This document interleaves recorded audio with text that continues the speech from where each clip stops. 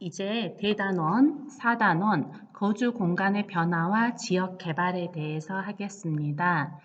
지금까지는 자연에 대해서 했다면 이제부터는 인문적인 것에 대해서 할 거예요. 그러니까 오늘 이 시간을 시작으로 해서 촌락, 자, 지금 사단원에 있는 내용을 한번 볼까요? 촌락의 변화와 도시 발달, 그리고 이 도시 구조와 대도시권, 그리고 도시 계획과 재개발, 그리고 지역 개발과 공간 불평등, 이렇게 4개의 소단원으로 구성되어 있죠. 자, 이 중에서 1, 2, 1 촌락의 변화와 도시 발달, 2 도시 구조와 대도시권, 여기 1, 2까지가 이번에 2차 지필고사 범위가 되겠습니다. 자, 시작하시죠. 자, 90쪽 촌락의 변화와 도시 발달이 있죠? 자, 내용 한번 살펴볼까요?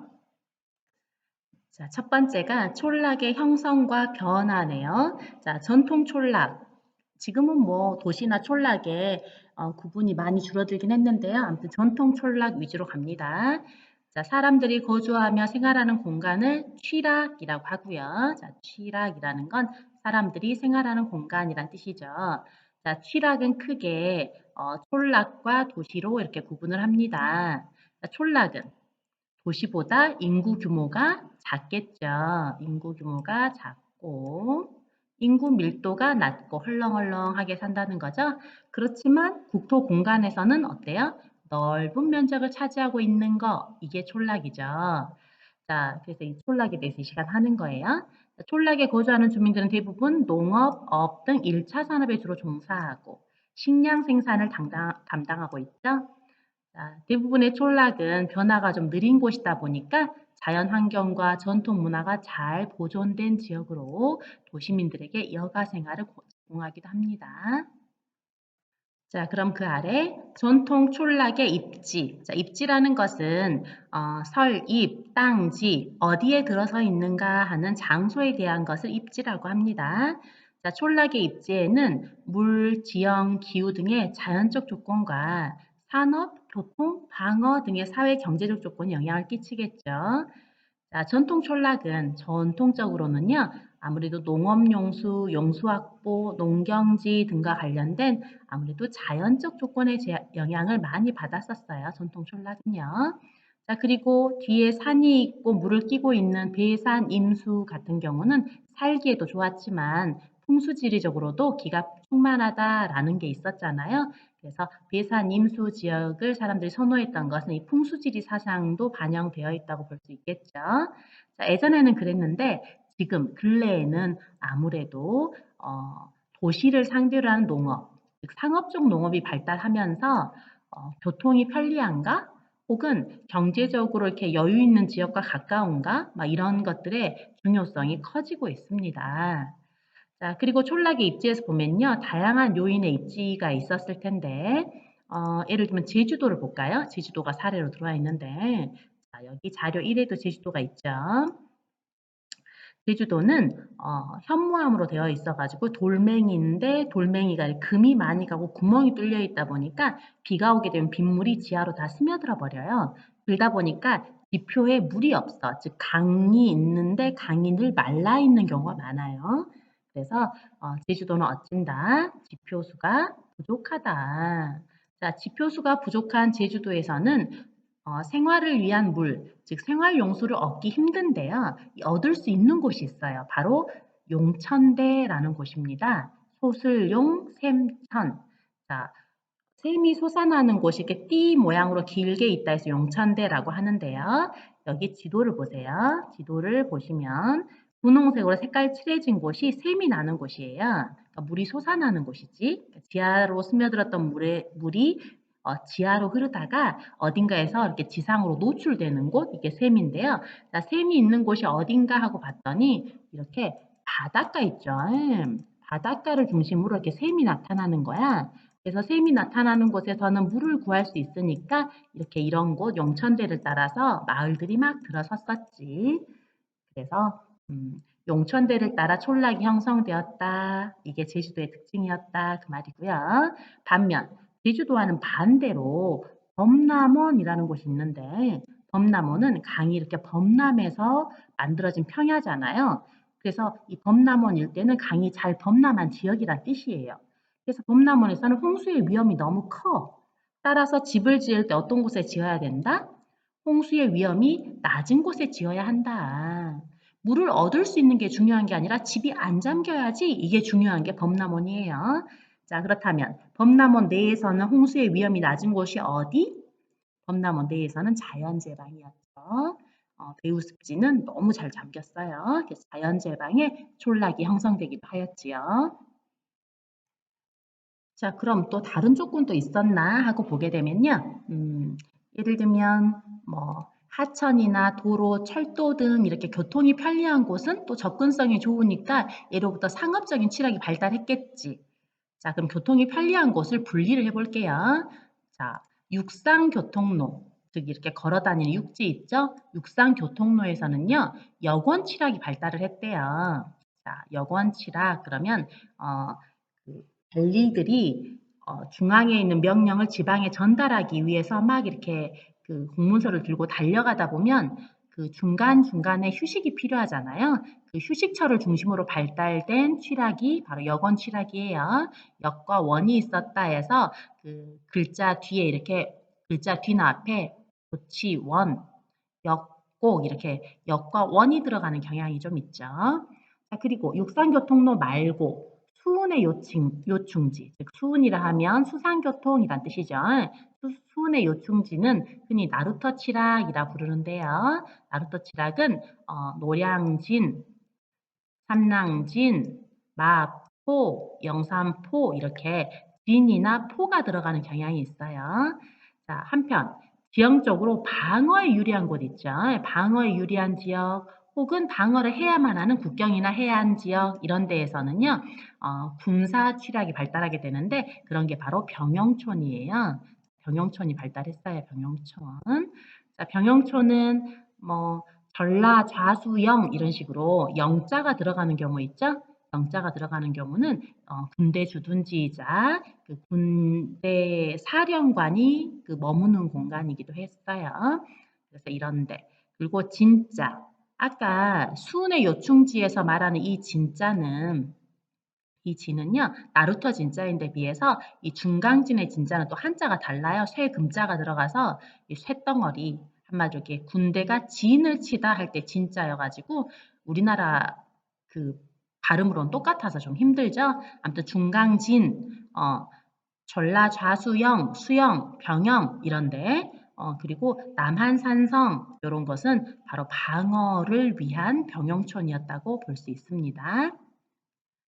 자, 다음 촌락의 기능과 경관에 대해서 보죠. 자, 촌락의 기능이란 촌락이 어떤 그 역할을 하는가 그런 거잖아요. 그래서 촌락은 기능상으로는 농업을 해서 농산물을 생산하는 농촌과 어업을 해서 수산물을 생산하는 어촌, 그리고 산지에 있으면서 목재 혹은 뭐 그 송이 버섯류 이렇게 그 산나물이를 채취한다거나 목재를 생산한다거나 경우에 따라서는 토끼라든가 이런 야생 동물들을 잡는다거나 등 산에서 일어나는 다양한 생산 활동을 하는 곳은 산지촌이라고 해요. 그래서 농촌은 촌락은 기능에 따라 농촌, 어촌, 산지촌 이렇게 세 개로 구분된다. 아시겠죠? 그다음에 촌락은 네. 자, 그럼 농촌은 우리나라 대표적인 촌락이죠. 그래서 농촌은 대부분 뒤에 산이 있고 앞에 농경지를 끼고 있는 곳, 산의 아랫부분 여기를 살록이라 그래요. 산의 아랫부분에 살록면에 위치하고 있어요. 자, 농업활동은 협동노동의 필요성이 커서 가옥이 밀집 분포하는 집촌을 이루는 경우가 많다라고 했죠. 자, 그럼 여기서 다시 촌락은요, 형태에 따라서 기능에 따라서는 농촌, 어촌, 산지촌으로 구분할 수 있고 형태에 따라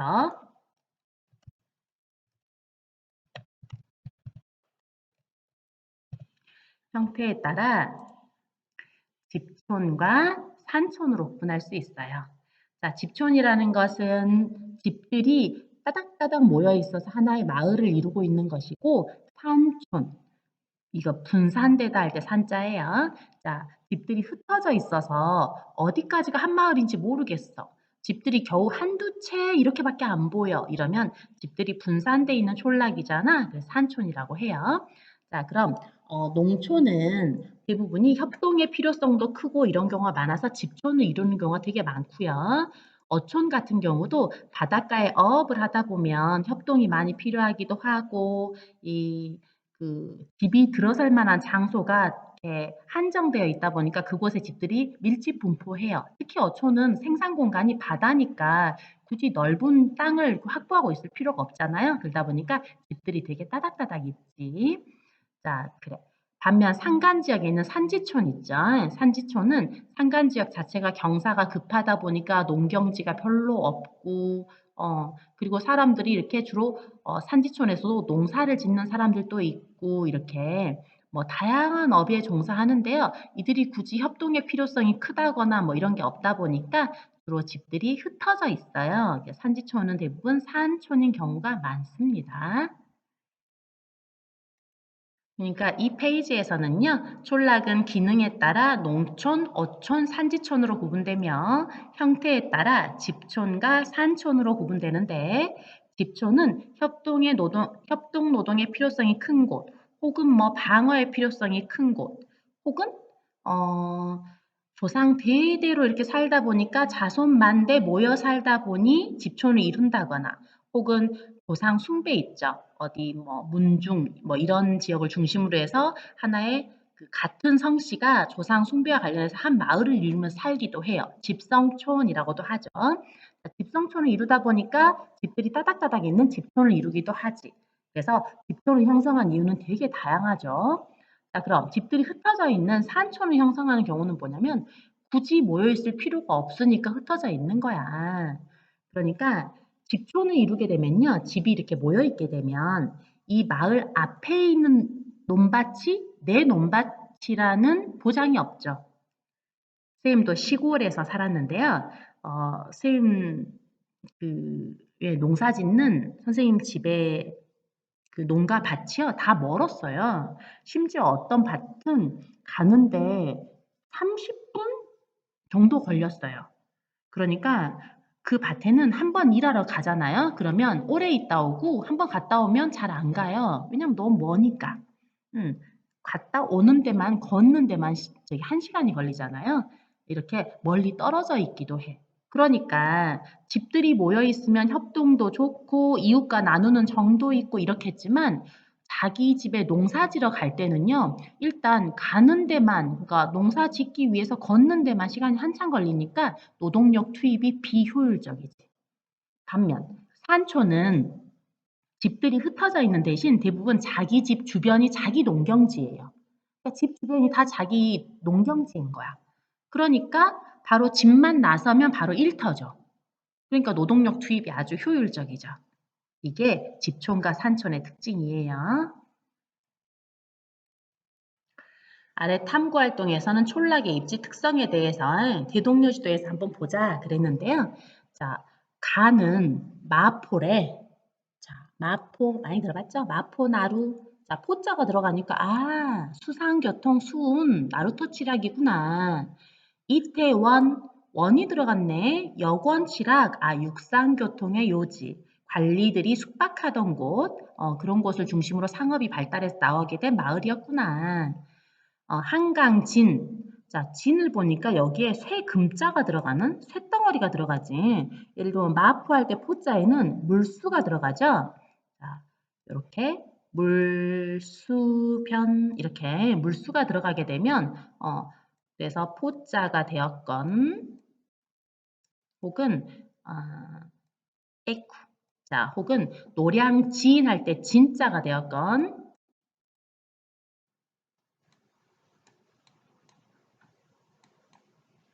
자, 진자가 되었건 다 물수변이 들어가 있는 것은 물과 관련되어 있는 한자인 거죠. 나루터란 뜻이라고요.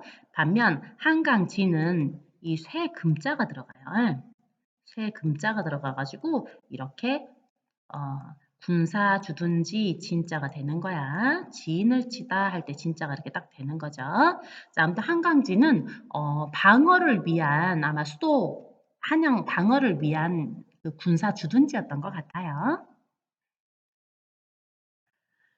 자, 다음 페이지로 넘어가면 촌락의 변화에 대한 거죠. 자, 촌락이 우리나라에서 되게 농업 생산에 대한 거건 인구 비중에 대한 거건 되게 중요했었는데요. 60년대부터 우리가 공업화가 시작되거든요. 그래서 60년대부터 이렇게 산업화와 그에 따라 도시로 사람들이 몰려드는 현상, 도시화라고 그러죠. 도시화에 따라 촌락의 인구가 도시로 이동하는 무슨 현상?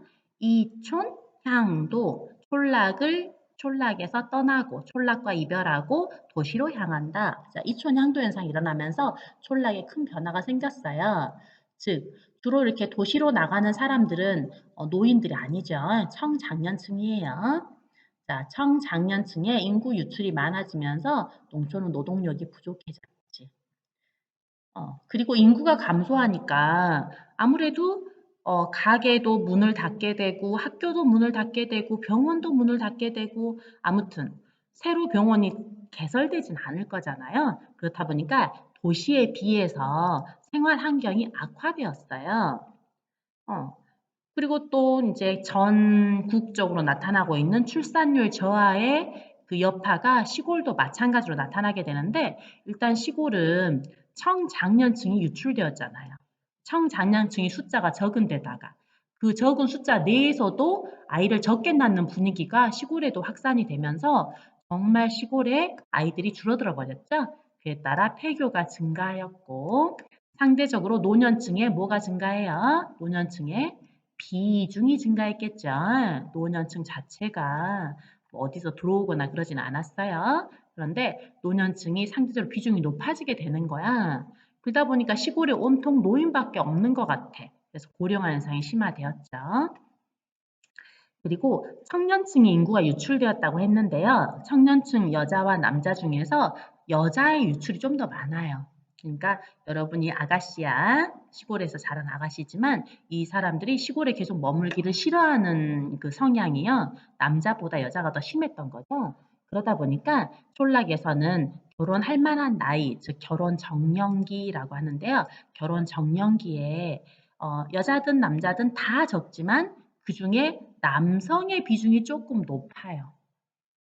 그러다 보니까 결혼 정년기의 남성 중에서는 결혼 상대자를 찾기 힘들다 보니까 외국인 여성과 결혼하는 국제 결혼을 많이 하게 되면서 그에 따라 그 여러 문화의 사람들이 하나의 가정을 이루게 되었겠죠. 다문화 가정의 비중이 많이 높아지고 있어요. 자, 그리고 이 다문화 가정이 뭐 이렇게 문제가 있는 가정도 있겠지만 꽤 긍정적인 가정들도 있다 보니까 이게 많이 확산되었었죠. 자, 그리고 대도시로부터의 거리에 따라 촌락 간에도 되게 차이가 심합니다. 대도시와 인접한 촌락, 그런 촌락을 뭐라 그러냐면 근교 촌락이라고 해요. 자, 대도시와 인접한 촌락을 근교 촌락이라고 하는데요. 가까울 근자예요. 도시민에게 신선한 채소와 과일을 날마다 배송할 수 있을 만큼의 가까운 거리다 보니까 이런 것은 이 도시민을 상대로 하는 상업적 농업이 발달하게 되었습니다. 또한 뭐 아주 가깝지는 않더라도 교통이 편리한 촌락은 역시나 상업적 농사를 짓는다거나 혹은 촌락이니까 도시에 비해 그 땅값이 싸잖아요. 그래서 그 공장, 물류 창고 혹은 아파트 등이 들어서면서 도시와 촌락의 경관이 이렇게 혼합되어 나타나기도 하지요. 자, 최근에 촌락은 영농의 기계화, 부족한 노동력을 기계로 대신해야지, 그러면서 영농의 기계화, 그리고 고급 농산물 재배를 통해서 수입 농산물에 대한 어떤 경쟁력을 하려고 하는 노력 과정에서 친환경 농산물 재배, 고소득 작물, 이런 것들을 시설 재배, 즉 비닐하우스를 통해서 재배함으로써 집약적 토지용으로 농업 생산성을 높이고 전자 상거래를 통해 도시민에게 직접 작물을 판매하는 등 새로운 경제 환경에 적응하고 있다고 하네요. 그리고 또 지방자치단체를 중심으로 해서 촌락을 홍보하고 전통 경관, 촌락이 가지고 있는 경치 있죠? 혹은 집들, 이런 경관을 관광 자원화해서 도시민을 위한 다양한 촌락 체험 행사를 마련하는 등 많은 노력을 기울이고 있다는데요. 자, 그렇지만 여전히 촌락은 도시에 비해서 많이 낙후된 곳이죠. 자, 그럼 한번 정리해 봅시다. 자, 촌락은 이초 향도 현상으로 인해서 많은 변화가 생겼는데 대표적인 그 문제는 바로 청장년층의 인구 유출이죠. 청장년층의 인구가 유출되다 보니까 노동력이 부족해지고 그에 따라 생활 환경이 악화되었어. 인구가 감소하면 뭔가가 들어서기 힘들어. 그리고 폐교도 증가했고 노년층의 인구 비중도 높아졌고 고령화 현상도 심화되었고 청장년층의 인구 유출이 남녀 간에 약간 차이가 있다 보니까 국제 결혼을 하면서 다문화 가정의 비중이 높아지고 있고 이 모든 것이 바로 청장년층의 인구 유출에서 유래된 것들이에요. 자, 그럼 자료 7번에 농가 인구 및 인구 구조라는 거 한번 보시죠. 자, 보면 지금 나이대가 파란색은 0에서 14세, 우리가 흔히 유소년이라 부르는 거고요. 분홍색은 15에서 64세, 엄청난 연령대죠. 일할 만한 그 체력이 있는 생산 연령층, 청장년층이라고도 부릅니다. 그리고 그 연두색은 65세 이상인데요. 자, 2000년에 비해서 2015년 노인은 그렇게 크게 증가하진 크게 변하진 않았죠? 조금 증가한 것 같아요. 자, 그런데 0에서 14세, 즉 유소년의 인구는 되게 많이 감소했고 그리고 청장년층의 인구도 감소했지. 그러다 보니까 노인층은 그렇게 변하지 않아서 상대적으로 노인이 차지하는 비중은 어떻겠습니까? 높아졌겠죠. 옛날에는 400 중에 약 한 얼마죠? 400 중에 100이 못 되는 수치가 노인이었잖아요. 그런데 지금은 250 중에 100 정도가 노인이니까 250 중에 100을 노인이 차지하고 있으면 노인이 차지하는 비중이 거의 막 40%막 이렇게 되잖아요. 예전에는 그러지 않았는데. 이렇게 해당 연령대는 큰 변화가 없더라도 그 외의 연령대가 급격히 감소하게 되면 해당 연령, 즉 65세 이상의 인구 비중이 되게 높아지는 효과가 발생하겠지. 자, 아무튼 현재 농가 인구는 이만큼에서 요만큼으로 줄어버렸고요. 그 속의 인구 구조를 보게 되면 노인의 비중이 많이 높아졌다라고 할 수 있습니다. 대도시로부터의 거리에 따라서도 촌락의 경제활동에는 많은 차이가 있다고요. 그래서 다시 정리하면 근교 촌락은 도시 근처, 도시와 가까운 곳이라 그랬죠? 대도시에 인접한 근교 촌락. 근교 촌락에서는 상업적 농업이 확대되고 있다는 거죠. 그리고 또 근교건 혹은 약간은 떨어져 있더라도 교통이 편리한 지역에서는 공장, 물류창고, 아파트 등이 들어서면서 촌락과 도시 경관이 혼합되어 나타나기도 하죠. 자, 최근 촌락은요, 근교 지역이건 혹은 도시에서 멀리 떨어진 전통 농업 지역 혹은 원교라고도 합니다. 원교 지역이건 다들 영농의 기계화, 그리고 친환경 농산물의 재배, 고소득 작물의 재배, 그리고 비닐하우스 즉 시설 재배 이런 것들이 많이 증가하고 있어요. 이런 형태는 주어진 땅에 대해서 많은 양의 자본이 투자되는 형태다 보니까 이런 것을 집약적 토지 이용이란 표현을 씁니다. 그래서 집약적 토지 이용으로 토지 생산성을 높이고 그리고 전자상거래 등을 통해서 그 도시민에게 직접 판매하는 직거래 같은 게 늘고 있어요. 그러니까 사실 농업의 어려움 중에 하나가 그 농사짓는 농민들과 소비자 사이에 중간 거래상들이 이렇게 많아가지고 농촌에서는 무 한 개를 500원에 파는데 도시에서는 한 개를 1,500원에 사게 되면서 3배가 뛰게 되는 이런 게 중간 거래를 많이 하다 보면 그렇게 되잖아요. 따라서 소비자와 생산자 모두에게 득이 되기에 좋은 거래 방식은 직거래가 되겠어요. 그렇게 해서 직거래를 증가시키는 형태로 그렇게 해서 도시민은 조금 더 싸고 신선하게, 그다음에 농촌 사람들은 제값을 받아서 농사를 지으면서도 경제적 상황이 좋을 수 있도록 이렇게 해서 어 농촌의 소득 향상을 도모하는 방법 중에 하나가 이게 직거래가 되겠습니다. 자, 근데 자료 8 번에 보시면 강원도 내 폐교 현황이 나와 있죠?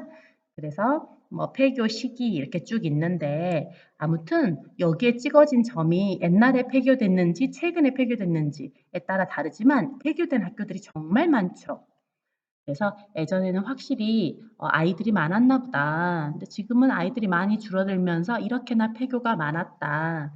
특히 폐교가 많았던 시기가 아마도 91년에서 2000년처럼 보여요. 예. 그때 노란 점인가요? 그때 정말 많은 점이 찍어졌네요. 자, 아래 내려가면 "일상과 통하다."라고 해서 "인구 3만인 곡성의 미래는 귀농 귀촌에 달렸다." 해서 농촌으로 다 들어오는 사람들, 농업을 위해 되돌아온 사람들 귀농, 뭐 그다음에 농업을 짓지 않더라도 시골에 살고 싶어 그래서 귀촌 이런 거 있죠? 이런 것들이 이 지역의 인구를 유지시킬 수 있고 인구가 있어야 기본적인 생활을 위한 여러 시설도 갖춰질 수 있기 때문에 인구가 줄어들지 않게 하는 것이 농촌의 환경을 위해서는 굉장히 중요한 것 같아요. 그래서 곡성, 시골이죠. "곡성의 미래는 귀농 귀촌에 달렸더라."라고 말을 하네요. 자, 93 쪽은 탐구 활동이고요. 촌락의 다양한 변화에 대한 거. 자, 자료 10은 충남 아산시 외암마을에 원래 이 마을이 동족촌, 지금 같은 성씨가 한 마을을 이루고 있는 곳이었나 봐요. 그래서 외지인들이 별로 안 왔었는데 외지인이 별로 안 온 만큼 전통 문화는 많이 보존돼 있었겠죠. 그래서 이 전통 문화를 바탕으로 해 가지고 체험 활동을 한다거나 이런 식으로 관광 산업을 육성하고 있네요. 그다음에 자료 11은 어촌의 변화라고 해서 여기도 마찬가지로 너무나 시골 지역이었다. 그렇지만 이 지역의 지형적 조건을 살려 가지고 이렇게 체험 활동을 많이 하게 되었다. 자료 12번 산지촌의 변화라고 해서 산간 지역 역시 교통도 되게 불편하죠. 겨울에 되게 춥고. 그런데 이 겨울에 매우 추운 기후를 이용해서 이 지역에서는 얼음 낚시를 하는 산천어 축제도 하면서 관광산업을 발달시키고 있다. 그래서 요즘 촌락은 이처럼 상업적이고 관광적인 형태의 그 변화를 보여주고 있다는 거 알 수 있죠. 자, 다음은 교과서 94쪽 우리나라의 정주 및 도시 체계인데요. 자, 정주라는 거 옆에 설명 볼까요? 정주 체계. 한 국가 또는 한 지역에 분포하는 촌락과 도시의 일련의 집합을 정주 체계라고 한다고. 자, 정주 거주하는 곳이란 뜻이에요. 이렇게 촌락과 도시가 다 정주 공간이죠. 자, 이런데 정주 공간인 촌락과 도시가 어떤 상호 의존적인 관계, 서로 영향을 주고받으면서 누구는 중심지로서 누구는 그의 영향을 받는 배우지로서 어떤 시스템이 갖춰지게 되면 이런 것을 정주 체계라고 부릅니다. 정주 공간, 삶의 터전이란 뜻이고 촌락과 도시라고요. 그리고 이 정주 공간 간에 서로 상호 의존적인 관계를 통해서 맺어진 어떤 공간상의 상호작용 시스템을 정주 체계라고 불러요. 자, 그리고 만약 이 중에서 도시만을 상대로 해서 대도시와 소도시 간의 상호작용에 대해서 이야기한다면 이것은 도시체계라고 또 따로 이야기하기도 합니다. 이렇게 도시체계. 자, 그럼 본문 읽어볼게요. 사람들이 생활하는 정주 공간은 사람들이 생활하는 공간을 뭐라 그런다고? 정주 공간이라고 해요. 정주 공간은 규모가 작은 촌락에서부터 지역의 중심지인 도시에 이르기까지 다양합니다. 규모가 다른 이러한 정주 공간은 서로 영향을 주고받으면서 정주 체계를 형성하고 있지요. 도시와 주변 촌락은 정주 체계를 바탕으로 상호 보완적인 기능 관계를 가지고 있는데요. 자, 도시는 행정, 금융, 상업 등이 모여 있어서 무엇으로서의 기능을 한다고? 자, 도시는 중심지로서의 기능을 해요. 자, 중심지란 주변에 대해서 각종 재화나 서비스를 공급하는 역할을 하는 걸 중심지라고 합니다. 자, 반면 촌락은 각종 농산물과 축산물 등을 도시에 공급하고 아름다운 자연 환경과 촌락이 지닌 여유로운 바탕으로 도심에게 휴식과 여가 공간을 제공하죠. 자, 아무튼 이런 촌락은 도시가 중심지의 역할을 하는 것에 상대되는 말로 뭐라 하냐면 흔히 배후지라고 해요. 배후지라는 것은 중심지의 세력권, 중심지의 영향을 받는 곳이란 뜻입니다.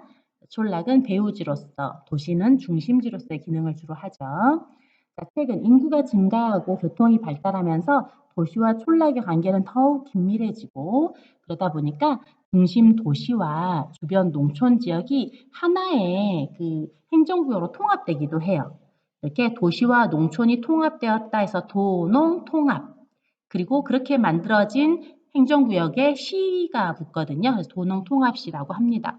자, 예를 들면 지금 우리 근처에 나주시 있죠? 나주시가 얼마 전까지는 나주시 그리고 나주군이었어요. 이게 통합이 돼서 통합 나주시가 된 거지. 이게 바로 도농통합시예요.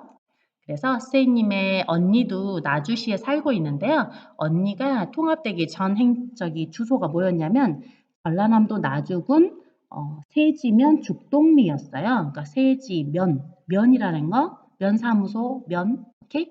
동사무소, 동 이러면 동은 도시, 면은 시골이란 뜻이에요. 근데 언니의 주소는 나주군 세지면이었지. 죽동리, 리의 그 중심이 되는 사람 뭐라 그러죠? 리장. 흔히 이장님 할 때 이장이죠? 자, 딱 시골스럽죠? 그래서 면 혹은 리 이렇게 말하면 아, 시골이구나. 반면 동 이러면 도시구나 라는 거 알 수 있어요. 자, 다음 제목 중심지로서의 도시. 자, 도시는 읍사무소 소재지인 작은 중심지에서부터 군청, 경찰서 등이 있는 군청 소재지, 지역의 중심 도시인 도청 소재지, 광역 중심지나 국가 중심지에 해당하는 광역시, 특별시 등 그 규모는 도시의 규모는 되게 다양할 수 있죠. 읍에서부터 작은 시에서부터 좀 더 큰 시에서부터 좀 더 큰 광역시나 특별시까지 되게 다양하죠. 이들 도시는 상호 의존하면서 다양한 계층 구조를 형성하고 있는데요. 일반적으로 작은 도시들은 좁은 범위의 수요자를 대상으로 해서 기본적인 재화 서비스를 공급하는 중심지로서 역할을 하겠지만 큰 도시들은 비교적 넓은 범위의 수요자를 대상으로 다양한 재화 서비스를 제공하는 큰 중심지로서의 역할을 수행하고 있습니다. 자, 아래 지리가 답이다라는 여기 지문은요. 우리나라의 도시와 농촌이 통합돼서 만들어진 시, 즉 도농통합시가 어떻게 해서 만들어졌을까? 도농통합을 하게 되면 뭐가 좋을까? 하는 거랑 자료 1에 있는 지도는 이렇게 만들어진 도농통합시가 어디 어디 있나 하고 지도에서 표시하고 있습니다. 자, 그럼 먼저 볼게요. 1995년 이후 도농통합시의 탄생과 광역시의 군지역 통합 등 행정구역 개편이 이루어졌어요. 95년 이후에 많은 개편이 이루어졌어요.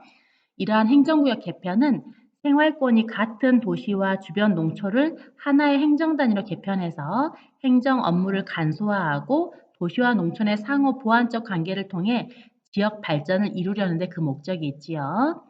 2014년 청주시와 청원군은 행정구역을 통합해서 도농통합시가 되었고 자, 그전부터 했어요. 그 응답하라 1997이었나? 거기에서 그 삼천포에서 온 삼천포가 있었죠. 근데 이제 거기 에피소드 중에 하나가 삼천포랑 삼천포군이랑 옆에 있는 사천시가 통합을 앞두고 있는 거야. 통합 논의를 하는 거지. 그래서 사천시랑 삼천포군이 통합을 하는데 새로 통합된 행정구역의 이름을 뭘로 할 것인가를 두고 줄다리기를 하는 거죠. 사천시는 사천이라 이름을 버릴 수 없다. 삼천포는 삼천포란 이름을 버릴 수 없다. 이러는데 이제 거기에 있는 삼천포에서 온 그 주인공 중에 한 명이 갑자기 아빠 대신 거기 회의에 갔었다가요. 통합된 시 이름을 칠천시로 하자고 했다가 거의 몰매를 맞게 되죠. 자, 아무튼 그 응답하라 1997, 1997년 그때도 이제 도농통합시가 한참 활발히 진행되던 때였어요. 자, 그런데 2014년 또 여전히 도농통합 대한 논의는 계속하고 있다는 거죠. 그래서 일괄적으로 다 된 건 아니고요. 차츰차츰 이렇게 되어 왔어요. 자, 도농 통합으로 주민의 생활권과 행정구역이 일치하고 도시와 농촌 간에 이렇게 통합이 되게 되면 저기 예산이 함께 배분되죠. 그래서 지역 격차를 해소하고 그리고 농촌의 생활 환경 수준을 향상시키고 도시의 과밀화, 농촌의 과소 문제를 해결하고 지방 도시와 그 주변의 배후 농촌의 경쟁력 강화를 위해서 등 다양한 효과를 기대할 수 있다네요. 그래서 중심 도시와 주변 농촌을 통합하는 도농 통합시가 확대되고 있는 거죠. 한번 자료 1번에 있는 지도를 좀 더 자세히 볼까요? 자, 자료 1번을 확대해서 봤는데요. 자, 여기에 서울이 있어요. 여기 서울, 그리고 여기 인천, 인천이 있고요. 그리고 여기 주변은 다 경기도 이렇게 말할 수 있는데 서울이야 특별시이고 인천도 광역시죠. 인천도 인천광역시 시였던 곳이랑 이 강화도 지역까지 전부 이렇게 통합되면서 아주 넓은 인천, 섬들도 되게 많은 인천이에요. 자, 서울과 인천 얘네들 빼고 나면 나머지 주변에 있는 게 경기도인데요. 경기도를 보면 도농 통합시가 되게 많죠. 그쵸? 경기도 옆에 있는 뭐 이거 고양시라든지 뭐 하남시라든지 뭐 여러 개의 쬐끔쬐끔한 것은 원래 시였어요. 작은 것들은 원래 시였어. 그러니까 도농통합시가 아닌 거야. 자, 그러니까 경기도에서는 사실요, 시가 아니고 아직도 군인 게 겨우 1, 2, 3, 3개밖에 없어요. 나머지 다 시야. 조그만한 건 원래 시였고 큼직큼직한 건 시와 농촌이 통합돼서 도농통합시가 된 것들이지. 이렇게 해서 경기도는 세상에 군 단위가 3개밖에 없어요. 예. 38선에 인접해 있는 연천군, 가평군, 양평군 이러면서 3개밖에 없어요. 이 지역은 이제 산이 많고 경기도, 강원도에 인접한 지역이라 인구도 적고요. 그런 지역이고요. 나머지는 이제 다 시가 돼버렸네. 자, 그럼 우리 전라도 볼까요? 자, 여기에 광주광역시가 있죠? 광주광역시가 있으면 여기 뭐 조그맣게 목포 막 이런 원래 시였던 곳도 있어요. 그렇지만 대부분이 농촌이 많고요. 도농통합시는 하나, 둘, 셋, 넷밖에 없네. 자, 전남은 도농통합시가 조금밖에 없구나. 1번에 있는 게 나주시고요. 2번이 순천, 3번이 여수, 4번이 광양인데요. 이렇구나. 자, 제주도를 볼까요? 제주도는 딱 2개밖에 없죠. 하나, 둘, 2개로밖에 안 나눠졌죠. 자, 1번을 제주시, 2번을 서귀포시라고 해요. 그래서 제주도 시로 되어 있는 거 2개. 역시나 도농통합시겠죠? 그래서 제주도는 원래 남쪽은 서귀포시, 북쪽은 제주시라고 말하고 전체는 제주도 이렇게 하는 거야. 자, 오늘은 여기까지. 자, 그래서 94쪽까지 한 건데요. 자, 94쪽은 사실 쏟아놓은 작은 거 이 우리나라의 정주 및 도시 체계가 시작되는 단원이긴 했죠. 그렇지만 앞의 내용과 많이 관련이 깊고 어렵지 않아서 함께 했어요. 자, 방금 했던 내용은 도시와 촌락의 상호 보완성, 도시는 재화나 서비스를 제공하는 중심지로서의 기능을 한다면 촌락은 그 배후지이자 도시민에게 여가 공간을 제공하기도 하고 식량을 공급하기도 하는 공간으로서의 작용을 하죠. 그리고 최근에는 도시와 촌락의 상호 의존적 발전을 위해서 도농통합시가 많이 만들어졌고요. 자, 그리고 그 아래 내용은 중심지로서의 도시에서 도시는 촌락에 대해 중심지로서의 기능을 하는데 이 도시는 그 기능의 크기에 따라서 고차 중심지, 저차 중심지 이런 식으로 큰 중심지, 작은 중심지는 다양한 계층 구조를 가지고 있다라는 내용이었습니다. 고생하셨습니다.